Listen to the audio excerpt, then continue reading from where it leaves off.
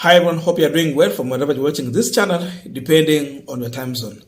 Now, for those who remember, on Friday, 14th April this year, Raila Odinga, through his lawyer Paul Mwangi, wrote to ICC requesting it to come and probe the conduct of IG of Police Japhet Koome.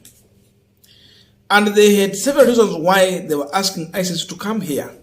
Number one, they were asking ICC to come and probe on the invasion or raiding of the Northland farm in Ruto belonging to the Kenyatta family, where police went silent. Number two, the destruction of property at East Africa Spectra.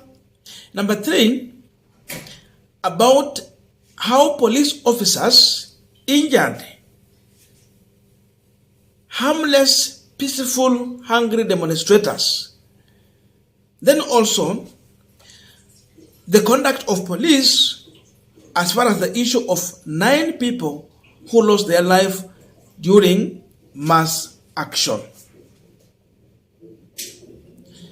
And according to Azimio, the orders that Koome gave is the one that caused the crime against humanity, which contravene Article 7(1) of the Rome Statutes that state that, let me just read this one.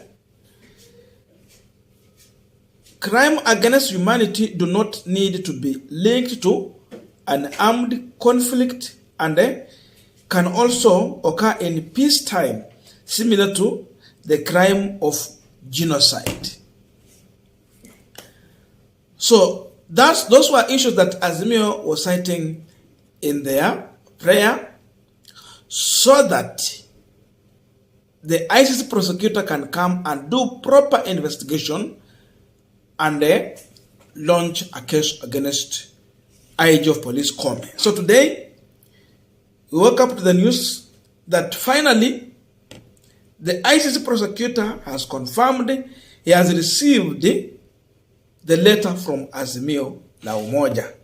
This is what was shared in Taifa. ICC yapokea kesi ya Azimio. It was also reported in, I saw it also on NTV, they shared. ICC confirms the receipt of the petition by Azimio to investigate the conduct of the police during anti-government protest. Another one here, I saw it in kenyans.co.ke. Raila underscores the importance of the ICC intervening in the grievances listed to ensure justice is served. ICC takes first action over Azimio letter on Northland City raid. So it confirms that finally the ICC prosecutor Karim Khan has acknowledged the receipt of the letter pending a launch of investigation. Now, what does this one mean? If Karim will proceed to investigate this matter, then he must conduct an independent and thorough analysis. Very independent from what we have here, because it proves that our police officers or the department, the officers in this country cannot manage to do a free investigation here. Then after that investigation, the ICC will process charges and issue a warrant of arrest for the people who will be found guilty on that matter. So that is exactly what is going to happen here. Tulikuwa nasikia Gachagua akisema ya kwamba atatetea the IG of Police Japhet Koome. And we were asking a question, how will Gachagua defend or protect Japhet Koome when we know very well that Gachagua is not a lawyer? Does it mean that Gachagua is planning to destroy evidence in terms of dealing with the those people who might be witnesses in this case. That's why people say, when you hear Gachagua talking, he end up even leaking what we refer to as classified information or matter that can cause chaos or trouble in this country. He just speaks without reasoning. And that's why people are asking these questions. Alikuwa anamaanisha nini akisema ata protect Japhet Koome, ili hali sisi tunajua kwamba huyu Gachagua sio a lawyer. Yes, sio mwanasheria. We are continuing with the panel discussion, but just a quick request for those who are watching and you're not subscribed, please consider subscribing. To the returning subscribers, I must say thank you so much. And again, to all our viewers, please give this video a thumbs up. Thank you so much. And back to this discussion.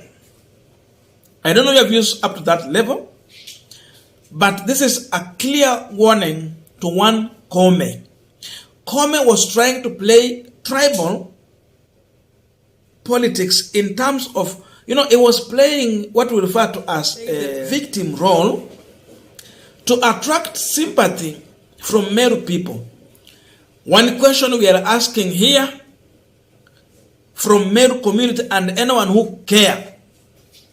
The question is, when Japhet Koome get his salary as the IG of police, hiyo mshahara huwa anachukuanga anapelekea watu wa Meru?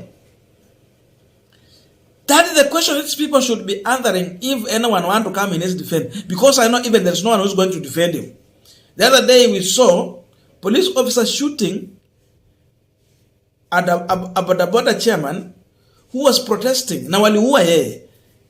Funny thing was that when Azimio was protesting, he was against and he was supporting police. Now alipatana na kifo. Sijui nini itafanyika hapo. But then that's how police have been conducting themselves. So in as much Japhet Koome was coming in to play the victim role, to say Raila Odinga has been targeting the Meru people, the question is, when he gets his salary, does he normally take that salary to Meru community? Or he normally take this salary to his family, to his wife, to his children, and to the relatives only?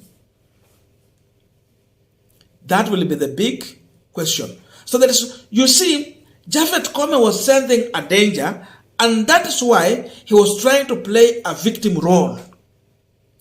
Gachagua alikuwa anamdanganya hapa akimwambia, I will protect you. Now how will he protect him? Now Azimio also is threatening to also send another letter on regarding Gachagua so that they will come and do an investigation on Gachagua's conduct during the mass action when 9 people lost life. When police officers were tear gassing people, using poisonous tear gas and that colored water, which is not healthy for human being. It's the one who was in this country, and all these things were happening. So it was not only IG. Soon you will hear Gachagua has been taken to ICC. So, number one, what Azimio was looking for was to prepare IG Koome ahead of the Azimio's Plan B mass action. Remember, there is possibility of having mass action in this country again, in as much bipartisan dialogue is going to go on. Such that when mass action will come, Koome will be a warned man, because already his file is in ICC, as I'm speaking now. So anytime he'll come to address people in the manner in which he was thinking that he is the law here, he can come and call off demonstration and say that there will be no demonstration in this country as if he is the law. This Koome has been interpreting the law upside down, using his own words. Anasema demonstration is null and void. Yeye alikuwa jaji kuanzia siku gani? Yeye ni jaji wa koti gani? Anasema null and void. Power belongs to the people, and the people have right to demonstrate, right to assemble, right to picket, and to present their grievances to the government of the day. The work of Koome is just to provide security. So those are the questions that Koome should be asking himself when invasion at Northland was happening. What action did the police officers took? Why did the police officers take more than 24 hours before going to Northland? When the information was very clear, they were called on time and they refused to respond. What action did he took when properties were destroyed at East Africa Spectra? Ile Raila Odinga.